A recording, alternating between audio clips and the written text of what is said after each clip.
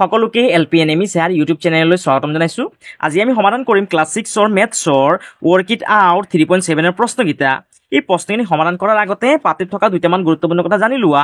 চোৱা, আমি সময়খিনি চোৱাৰ বাবে আমি দুই ধৰণৰ ঘড়ী ব্যৱহাৰ কৰোঁ। এটা হ'ল 24 ঘণ্টীয়া ঘড়ী, এটা হ'ল 12 ঘণ্টীয়া ঘড়ী। চোৱা, ইয়াত AM লিখা আছে, ইয়াত PM লিখা আছে। এতিয়া চোৱা, AM কেতিয়া লিখিম, আমি PM কেতিয়া লিখিম। চোৱা, যেতিয়া ৰাতি 12টা বাজিব,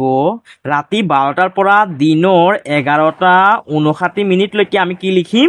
AM লিখিম। অৰ্থাৎ যেতিয়া ৰাতি 12টা বাজিব, তাৰপিছত 1টা বাজিব, 2টা বাজিব, ঠিক তেনেকৈ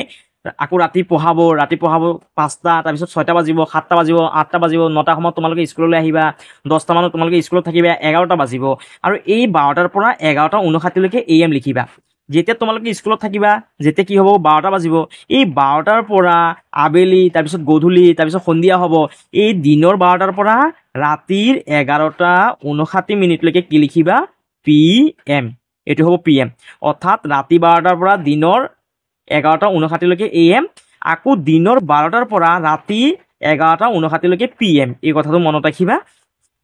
আৰু এতিয়া চোৱা, ইয়াত কি কৰিছে, 24 ঘণ্টীয়া ঘড়ীৰ সময়খিনি দিয়া আছে, ইয়াত 12 ঘণ্টীয়া ঘড়ীৰ সময়খিনি দিয়া আছে। ইয়াত চোৱা, 24 ঘণ্টীয়া ঘড়ীত যেতিয়া কি হ'বগৈ, 00 হ'ব, তেতিয়া আমাৰ 12 ঘণ্টীয়া ঘড়ীত কেইটা বাজিব, 12টা বাজিব।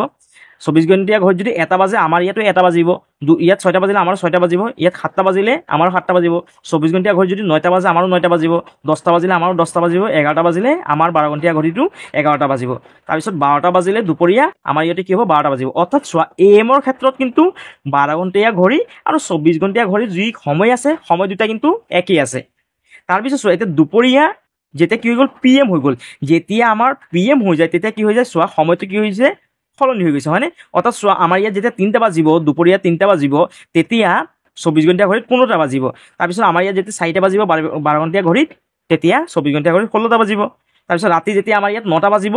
24 ঘণ্টীয়া ঘড়ীত 21টা বাজিব। ৰাতি 10টা বাজিলে 24 ঘণ্টীয়া ঘড়ীত 22টা বাজিব। আৰু ৰাতি 11টা বাজিলে 24 ঘণ্টীয়া ঘড়ীত কেইটা বাজিব, 23টা বাজিব। অৰ্থাৎ AM-ৰ ক্ষেত্ৰত কিন্তু সময় দুটা কিন্তু একেই আছে। PM-ৰ ক্ষেত্ৰত কি হৈছে, সময়টো খালি সাল সলনি হৈছে। এতিয়া চোৱা,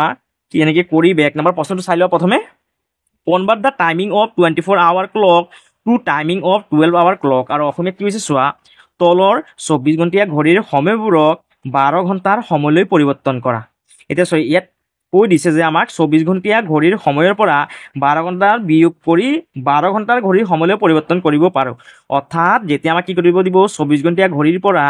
12 ঘণ্টীয়া ঘড়ীৰ সময়টো পৰিৱৰ্তন কৰিব দিব, তেতিয়া আমি কি কৰিম, সময়টোৰ পৰা এই 12টো আমি কি কৰি দিম, বিয়োগ কৰি দিম। অৰ্থাৎ চোৱা, কেনেকৈ কৰিবা, নাম্বাৰ 1ৰ সলিউশ্যন। প্ৰথমে সময়টো কিমান আছে চোৱা, 5:10। 24 ঘণ্টীয়া ঘড়ীত কি লিখা হয়, আৱাৰ লিখা হয়, HRS, অৰ্থাৎ আৱাৰ। এতিয়া চোৱা, 24 ঘণ্টীয়া ঘড়ীত যেতিয়া 5:10 হৈছে, আমাৰো কেইটা বাজিব, 5:10 হ'ব, হয়নে? চোৱা, 6টা বাজিলে 6টা বাজে, তাৰমানে আমাৰ ইয়াত কেইটা বাজিব, এইটো 5:10। আৰু এতিয়া কি লিখিবা, এইটো AM লিখিবা, AM। তাৰপিছত চোৱা, সময়টো কিমান আছে, 11:45। চোৱা, 24 ঘণ্টীয়া ঘড়ীত যদি 11:45 হয়, তেতিয়াহ'লে আমাৰ ইয়াতো কেইটা বাজিব, চোৱা, 11টা বাজিলে 11টা বাজে। তো ইয়াত যদি 11:45 হয়, 12 ঘণ্টীয়া ঘড়ীটো কিমান হ'ব, 11:45 হ'ব। ইয়াত 11:45 আৱাৰ, এইটো 12 ঘণ্টীয়া ঘড়ীত কিমান হ'বগৈ, 11:45 থাকিব, 11:45 AM। তাৰপিছত চোৱা, কি আছে, 15:40 আছে, হয়নে? ইয়াত আছে কিমান, 15:40 আৱাৰ। এতিয়া 24 ঘণ্টীয়া ঘড়ীত কেইটা বাজিছে, 15:40 বাজিছে। 24 ঘণ্টীয়া ঘড়ীৰ পৰা যেতিয়া আমি 12 ঘণ্টীয়া ঘড়ীলৈ পৰিৱৰ্তন কৰিম, তেতিয়া ইয়াৰ পৰা কি কৰিম, 12 বিয়োগ কৰিম। ইয়াৰ পৰা 12 বিয়োগ কৰি দিয়া, আৱাৰ, 12 আৱাৰ, আৱাৰ আৰু আৱাৰটো আৱাৰ নহ'ব, এইটো ইয়াত 0-ৰ পৰা 0টো বিয়োগ কৰা, 0 হ'ব। 4ৰ পৰা 0 গ'লে 4, আৰু এইটো 5ৰ পৰা 2 গ'লে 3, আৰু এই আৱাৰটো কি হৈ যাব, এইটো হৈ যাব আমাৰ PM। এতিয়া কি হৈ যাব, এইটো PM হৈ যাব। তাৰপিছত চোৱা, কি আছে, 18:20 আৱাৰ। এতিয়া ইয়াৰ পৰা কি কৰা, 12 বিয়োগ কৰি দিয়া। যেহেতু আমি চোৱা, 24 ঘণ্টীয়া ঘড়ীৰ পৰা 12 ঘণ্টীয়া ঘড়ীলৈ পৰিৱৰ্তন কৰিছোঁ সময়টো, সেইকাৰণে আমি কি কৰিব লাগিব, এই সময়টোৰ পৰা এই 12টো বিয়োগ কৰিব লাগিব। চ' আমাৰ ইয়াত কৈ দিছে, 24 ঘণ্টীয়া ঘড়ীৰ পৰা যেতিয়া আমি সময়টো পৰিৱৰ্তন কৰিম, তেতিয়া কি কৰিব লাগিব, 12টো বিয়োগ কৰিব লাগিব। বিয়োগ কৰা, 0-ৰ পৰা 0 গ'লে 0, 2-ৰ পৰা 0 গ'লে 2, তাৰপিছত 8-ৰ পৰা 2 গ'লে 6, আৰু এইটো কি লিখিবা, ইয়াত PM, এইটো PM হ'ব। তাৰপিছত চোৱা, কি আছে, 17:45, ইয়াত লিখা 17:45 আৱাৰ। ইয়াৰ পৰা 12 বিয়োগ কৰি দিয়া, চোৱা, কেইটা বাজিব, চোৱা 17টা 45 মানে কিমান হ'ব চোৱা ইয়াত 17টা 15টা হ'লে 3টা হয় 16টা হ'লে 4টা হয় 17টা মানে 5টা হ'ব হয়নে 5টা 45 বাজিব তাৰ মানে এইটো 5ৰ পৰা 0 গ'লে 5 4ৰ পৰা 0 গ'লে 4 আৰু 7ৰ পৰা 2 গ'লে 5 আৰু ইয়াত লিখি দিয়ে PM অৰ্থাৎ 24 ঘণ্টীয়া ঘড়ীত যেতিয়া 17টা 45 হ'ব তেতিয়া আমাৰ তাত কিমান বাজিব 12 ঘণ্টীয়া ঘড়ীত 5টা 45 এইটো হ'ল আমাৰ এনচাৰটো তাৰপিছত কিমান আছে চোৱা 22টা 10 ইয়াত লিখা 22টা 10 আৱাৰ ইয়াৰ পৰা 12 বিয়োগ কৰি দিয়া 0 পৰা 0 গ'লে 0 1ৰ পৰা 0 গ'লে 1 2ৰ পৰা 2 গ'লে 0 2ৰ পৰা 1 গ'লে 1 ইয়াত লিখি দিয়ে PM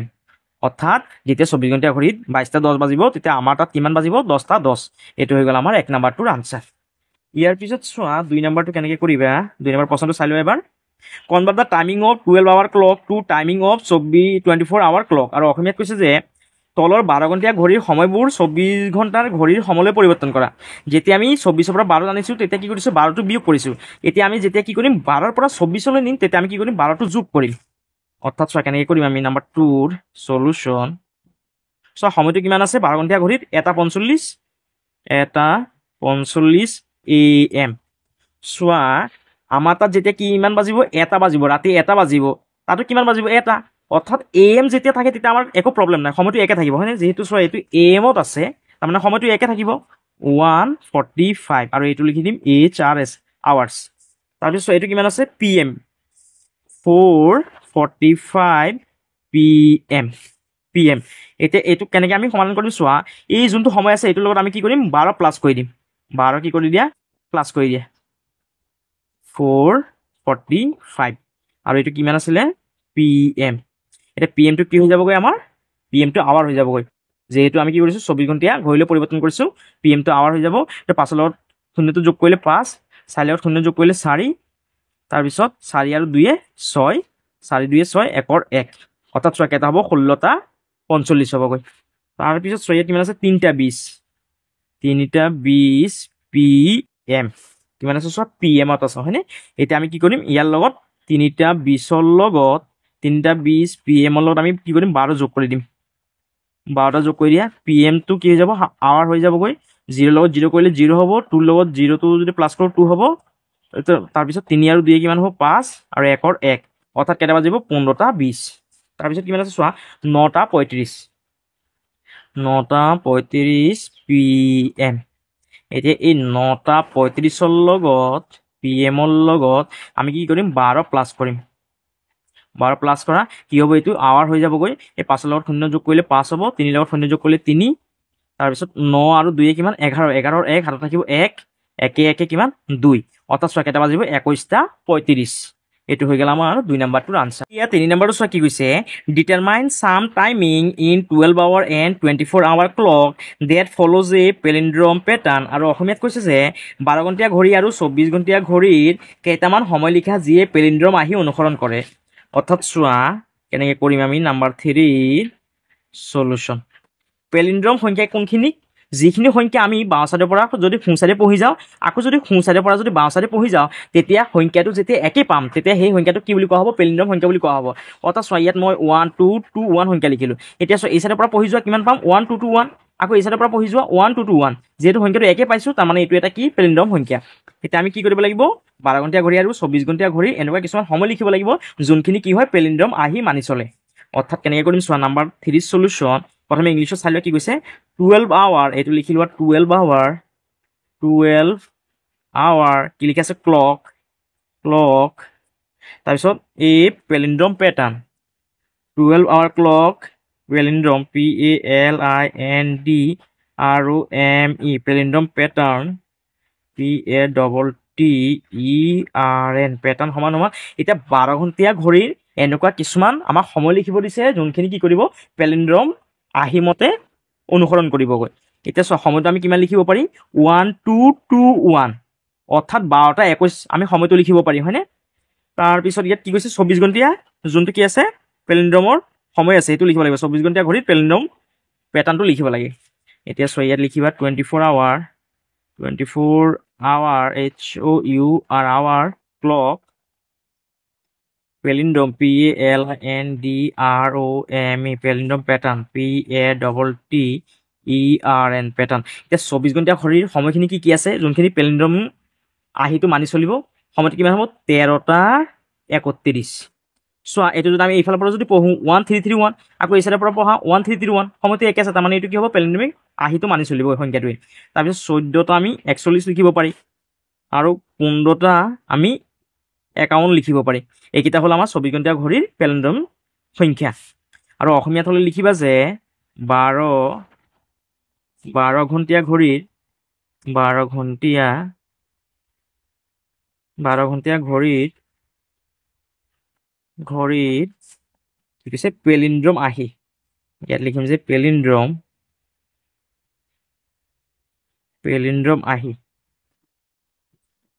আহি কি লিখিব পাৰি আমি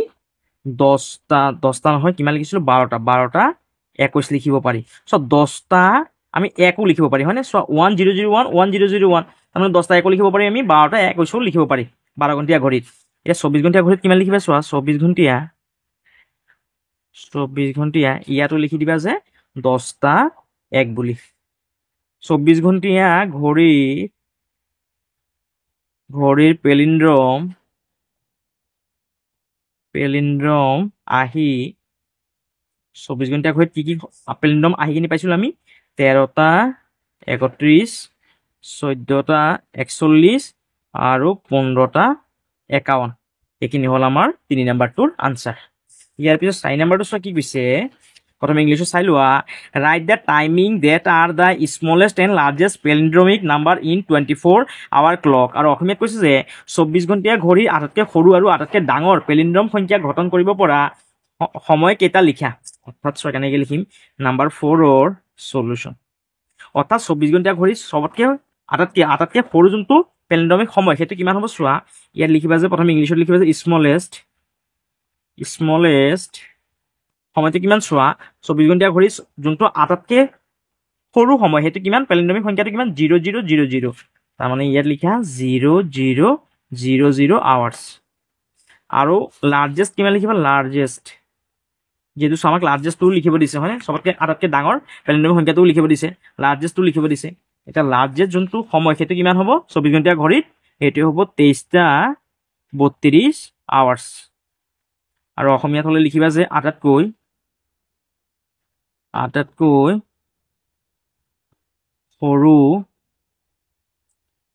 সৰু কিমান সময়টো কিমান 0000 আৱাৰ্ছ আৰু আটাইতকৈ ডাঙৰ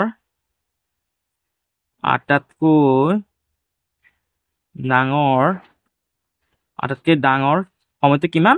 2332 আৱাৰ্ছ এইটো হৈ গ'ল আমাৰ 4 নম্বৰটোৰ আনচাৰ ইয়াৰ পিছত 5 নম্বৰটো চোৱা write few timing when convert from 24 hour clock to 12 hour clock gives a palindromic number আৰু অসমীয়াত কৈছে যে এনে কিছুমান সময় লিখা যিবিলাক 24 ঘণ্টীয়া ঘড়ীৰ পৰা 12 ঘণ্টীয়া ঘড়ীৰ সময়লৈ পৰিৱৰ্তন কৰিলে পেলিণ্ড্ৰমিক সংখ্যা গঠন কৰে অৰ্থাৎ 24 ঘণ্টীয়া ঘড়ীৰ পৰা যেতিয়া 12 ঘণ্টীয়া ঘড়ীৰ সময়লৈ পৰিৱৰ্তন কৰিব তেতিয়া পেলিণ্ড্ৰমিক সংখ্যাবোৰ কি হয় সেয়া লিখিব লাগে আমাৰ যোনটো সময় পেলিণ্ড্ৰমিক সংখ্যাখিনি কি হ'বগৈ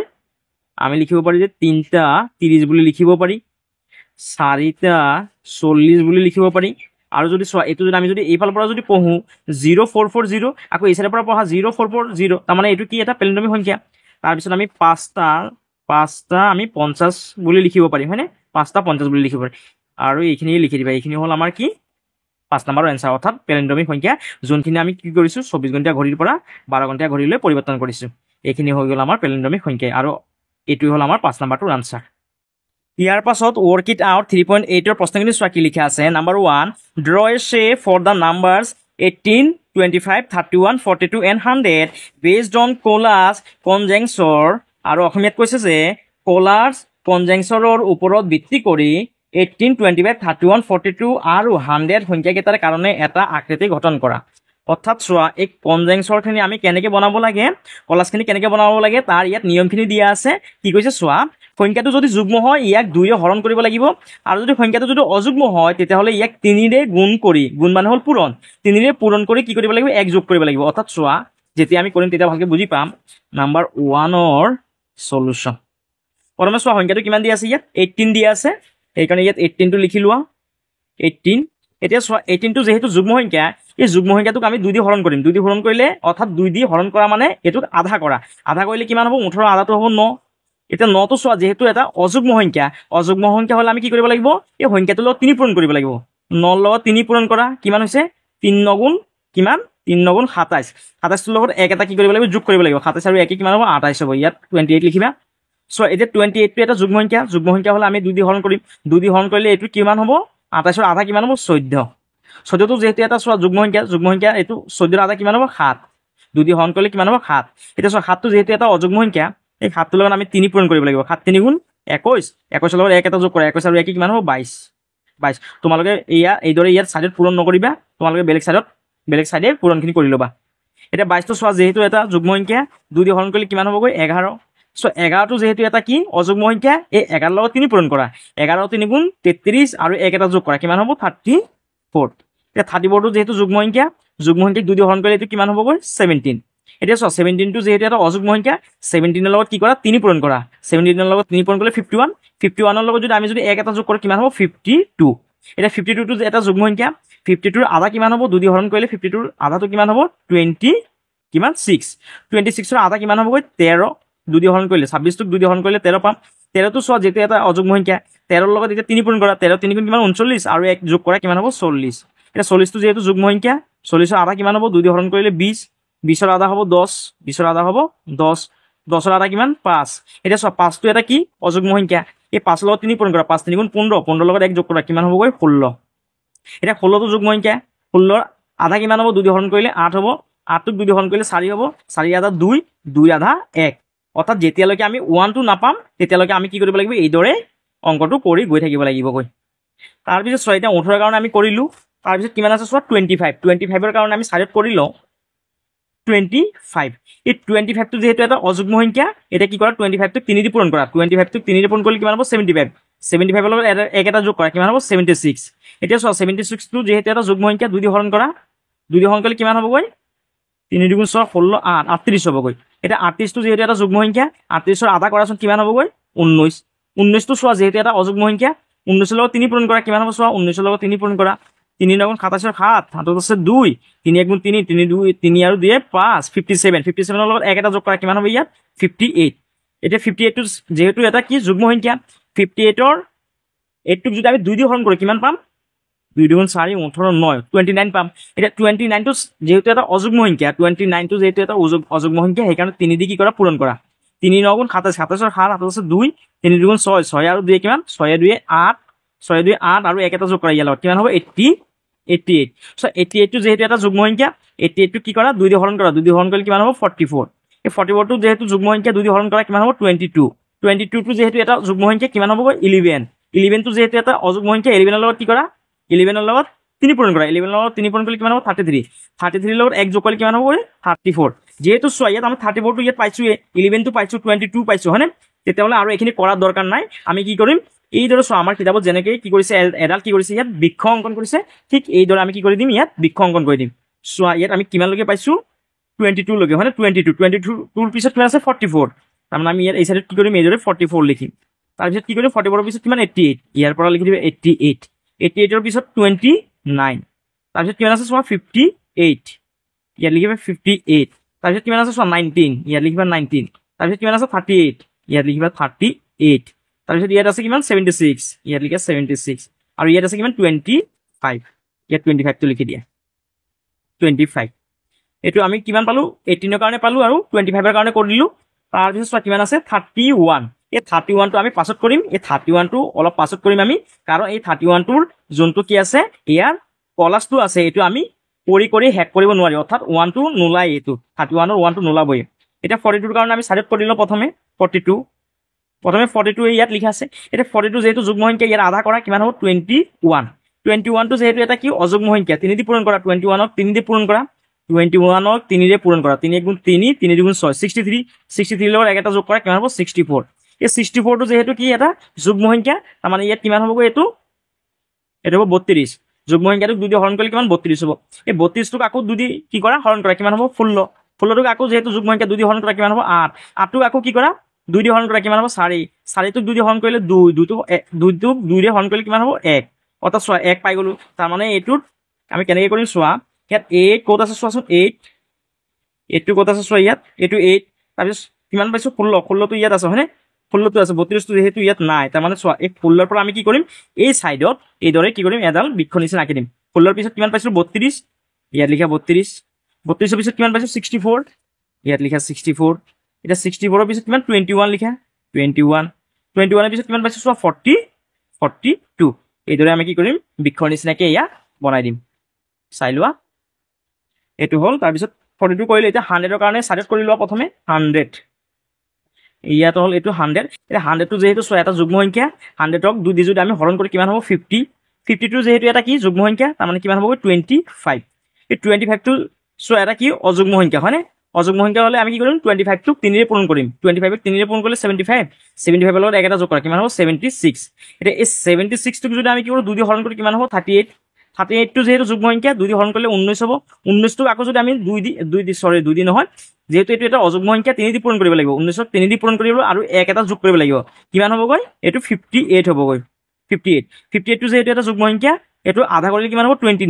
29টো যেহেতু অযুগ্ম সংখ্যা 3 দি পূৰণ কৰি 1 এটা যোগ কৰিব লাগিব 1 যোগ কৰিলে কিমান হ'ব 88টোক যেহেতু যুগ্ম সংখ্যা এইটো কিমান হ'বগৈ 2 দি হৰণ কৰিলে 44টো যুগ্ম সংখ্যা এইটো কিমান হ'বগৈ 2 দি হৰণ কৰিলে 22 হ'ব 22টো যেহেতু যুগ্ম সংখ্যা 2 দি হৰণ কৰিলে কিমান হ'ব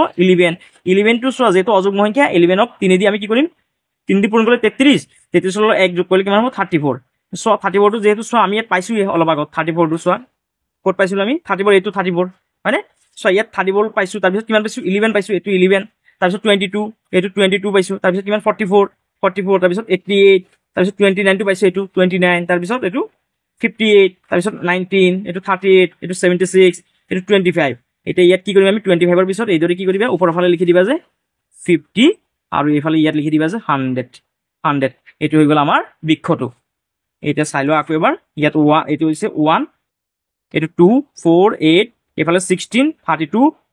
তাৰপিছত 64 21 42 আৰু এইফালে যদি যাওঁ 16 5 এইটো কিমান 10 এইটো হ'ল আমাৰ 10 তাৰপিছত 20 40 13 26 52 17 34 11 22 ওপৰ ফালে গ'লে 7 14 তাৰপিছত 28 9 18 আৰু এইফালে যদি যাওঁ 44 88 29 58 19 38 76 25 আৰু যদি এইফালে যদি যাওঁ 50 আৰু এইটো কিমান 100 এতিয়া চোৱা যেহেতু আমাৰ 31টো থাকি গ'ল 31ৰ কাৰণে আমি কৰি চাওঁ ছাইডত 31টো চোৱা এটা কি অযুগ্ম সংখ্যা এই 31ক 3 ৰে পূৰণ কৰা 3 1 গুণ 3 3 3 গুণ 9 কিমান পালোঁ 93 লগত 1 যোগ কৰিলে কিমান হ'বগৈ 94 যেহেতু এইটো এটা যুগ্ম সংখ্যা এটা যুগ্ম সংখ্যাটোক যদি আমি যদি কি কৰোঁ 2 দি হৰণ কৰোঁ কিমান হ'বগৈ 9টো 2 কেইবাৰ যাব 4 2 গুণ 8 14 7 অৰ্থাৎ 47 বাৰ যাব এতিয়া 47টো যেহেতু এটা অযুগ্ম সংখ্যা 47 লগত 3 পূৰণ কৰা 3 7 গুণ 21 1 7 আছে 2 3 4 গুণ 12 12 আৰু 2 কিমান 14 অৰ্থাৎ কিমান পালোঁ 141টো যেহেতু এটা অযুগ্ম সংখ্যা আকৌ কি কৰা 141ক 3 ৰে পূৰণ কৰা চোৱা ইয়াত 141 আৰু 1টো থাকি গ'ল আমাৰ যোগ কৰিবলৈ কিমান হ'ব ইয়াত 142 হ'ব 142টো যেহেতু এটা কি যুগ্ম সংখ্যা সেইকাৰণে এইটো কি কৰা 2 দি হৰণ কৰিলে কিমান হ'বগৈ 71 এই 71টো যেহেতু এটা অযুগ্ম সংখ্যা এই 71টোক আকৌ কি কৰা 3 ৰে পূৰণ কৰা 3 1 গুণ 3 3 7 গুণ 21 আৰু ইয়াৰ লগত 1 এটা যোগ কৰা কিমান হ'ব 213 আৰু 1 214টো যেহেতু এটা কি যুগ্ম সংখ্যা কিমান হ'ব এইটো 107 2 দি হৰণ কৰিলে 107 হ'ব 107টো যেহেতু এটা অযুগ্ম সংখ্যা এই 107টোক 3 ৰে পূৰণ কৰা 3 7 গুণ 21 1 7 আছে 2 3 0 0 2 আৰু 2 3 1 গুণ 3 কিমান পাইছে 321 লগত 1 এটা যোগ কৰা কিমান হ'ব ইয়াত 322টো যেহেতু এটা কি যুগ্ম সংখ্যা সেইকাৰণে ইয়াত কিমান হ'বগৈ এইটো 161 2 দি হৰণ কৰিলে 161 হ'ব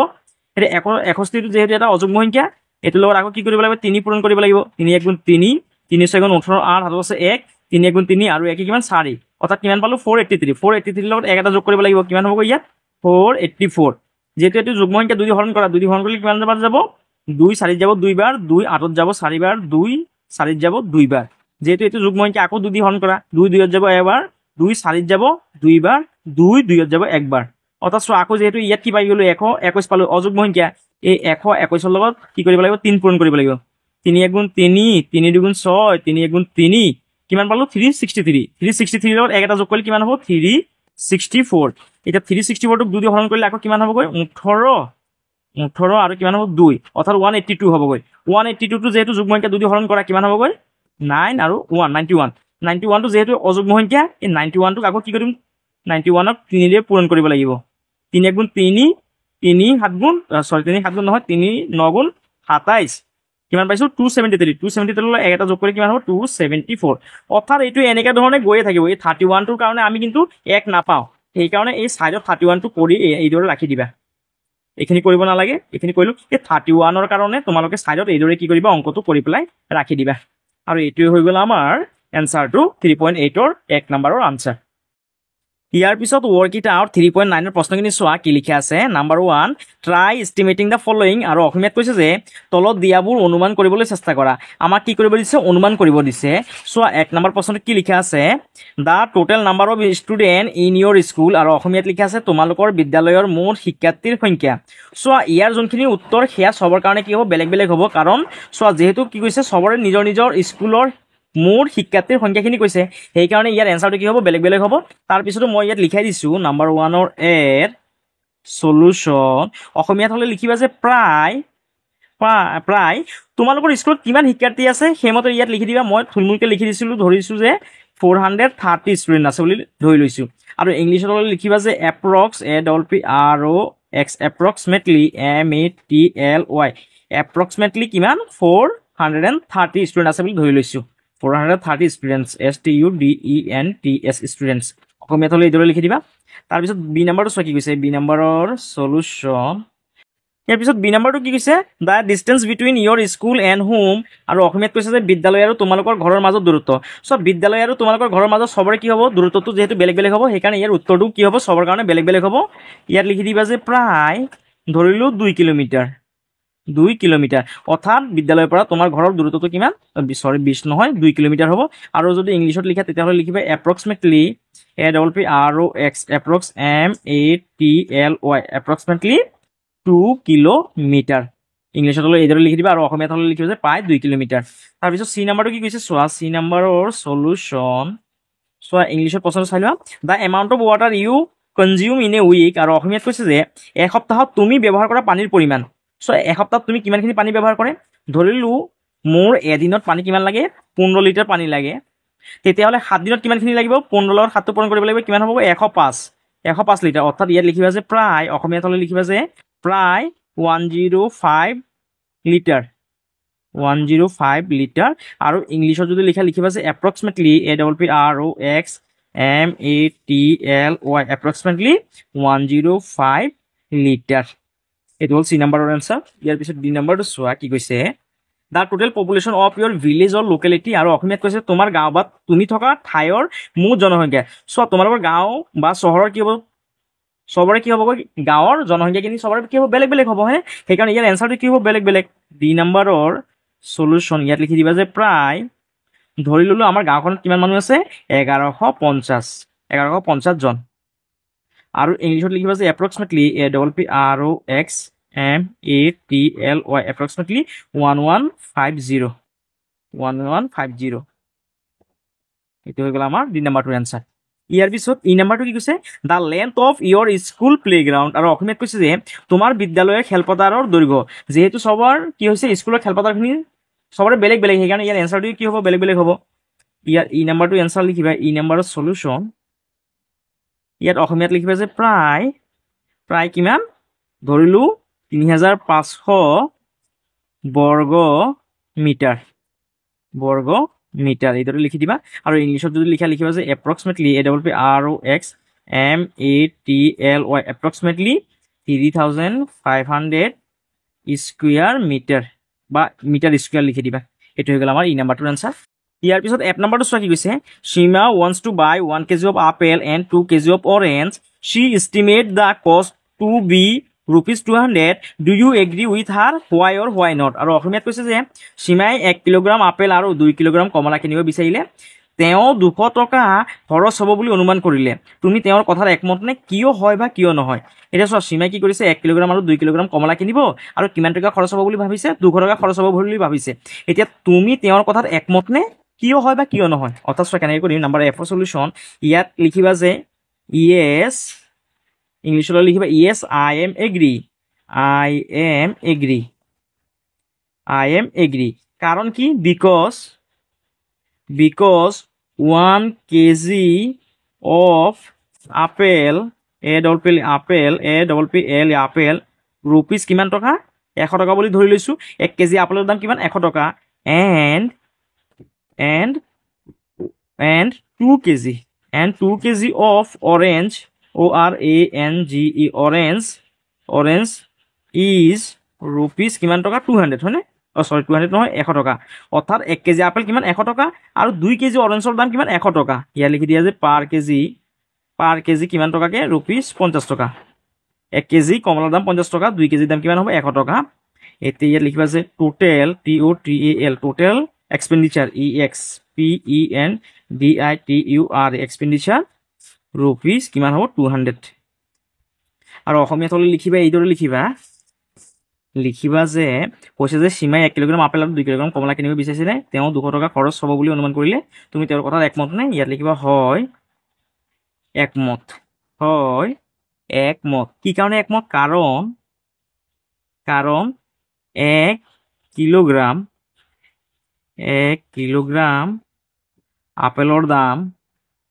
আপেলৰ দাম 100 টকা আৰু 2 কিলোগ্ৰাম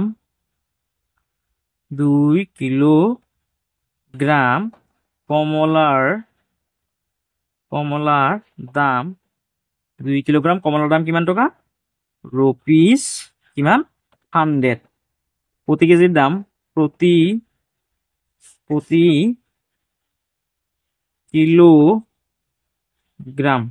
কিলোগ্ৰাম কিমান টকাকে হ'ব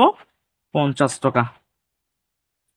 1 কেজিৰ দাম অৰ্থাৎ প্ৰতি কিলোগ্ৰাম 50 টকাকে 2 কেজিৰ দাম কিমান হ'ব 100 টকা অৰ্থাৎ 1 কেজি আপেল 100 টকা আৰু 2 কিলোগ্ৰাম কমলাৰ দাম কিমান 100 টকা 100 টকা কিমান হ'ব 200 টকা এতিয়া ইয়াত লিখি দিবা যে মুঠ খৰচ কিমান টকা 200 টকা এইদৰে লিখি দিবা এইটো হ'ল আমাৰ 1 নম্বৰটোৰ আনসাৰ এইটো অসমীয়াত আৰু এইদৰে ইংলিছত হ'লে এইদৰে লিখি দিবা yes I am agree because 1 kg of apple rupees 100 and 2 kg of orange is rupees 100 per kg is 50 total expenditure rupees 200 আৰু অসমীয়াত হ'লে ইয়াৰ পৰা চাইছে এইদৰে লিখি দিবা তাৰপিছত চোৱা জি নম্বৰটো কি কৈছে Roshan, a class 6 student, estimate that he can run 1 kilometer around a football playground in 10 minutes. Do you agree with him? Justify your answer. আৰু অসমীয়াত কৈছে যে ষষ্ঠ শ্ৰেণীৰ ছাত্ৰ ৰোশনে 10 মিনিটত ফুটবল খেলপথাৰৰ চাৰিওফালে 1 কিলোমিটাৰ দৌৰিব পাৰিব বুলি অনুমান কৰিলে তেওঁৰ কথা তুমি একমত নে তোমাৰ উত্তৰৰ শুদ্ধতা বিচাৰ কৰা এতিয়া জি নম্বৰটো কেনেকৈ কৰিবা নম্বৰ জি সলিউশন প্ৰথমে অসমীয়াত লিখি দিছো ইয়াত লিখিবা যে হয় একমত কাৰণ 10 মিনিটত ফুটবল খেলপথাৰৰ চাৰিওফালে